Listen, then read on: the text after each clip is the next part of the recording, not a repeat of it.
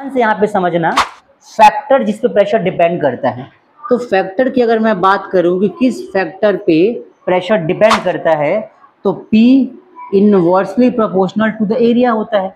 अब ध्यान से देखो, तो अगर एरिया की वैल्यू ज़्यादा होती है तो प्रेशर कम हो जाएगा, और एरिया की वैल्यू कम होती है तो प्रेशर ज़्यादा हो जाएगा। इसके बहुत सारे एप्लीकेशंस हैं, जैसे कि देखो पेन है, पेन तो छोटे, नेल होता है, नेल कील आपने सुना देखा होगा। तो कील का एक साइड बहुत शार्पर होता है, एक साइड बहुत थिक होता है। तो हम देखना हमेशा कील को न जैसे होता है तो ऐसे ही ठोक देते, वैसे ठोकते हुए देखा है, क्यों?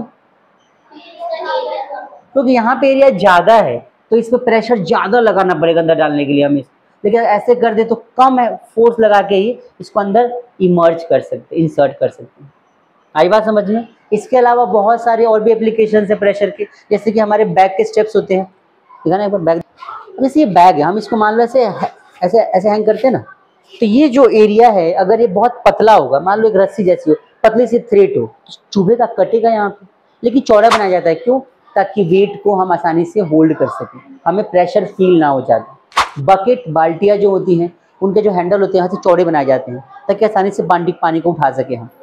तो कॉन्सेप्ट क्या है, ये सब एप्लीकेशंस है साइंस के रियल लाइफ में, कि भाई अगर हमने साइंस को पढ़ा है, उस चीज़ों को बनाया है, तो हम इसको यूज़ कर रहे हैं कि प्रेशर अगर कम करना है तो एरिया को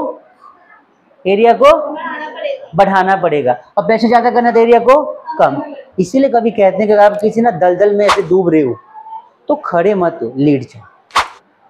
इस दलदल में चले गए जहाँ पे पानी का, अब नीचे जा रहे हो जमीन के अंदर, तो खड़े रहोगे तो प्रेशर ज़्यादा रहेगा। आपका बीपी, ब्लड प्रेशर बॉडी का जो होता है उसको भी नापोगे ना, खड़े होकर पैरों में बहुत प्रेशर आएगा, 200-300 आएगा वो प्रेशर। फिर लेट के आराम से नापो पैर का प्रेशर या हाथ का प्रेशर, आपका प्रेशर बहुत कम आएगा।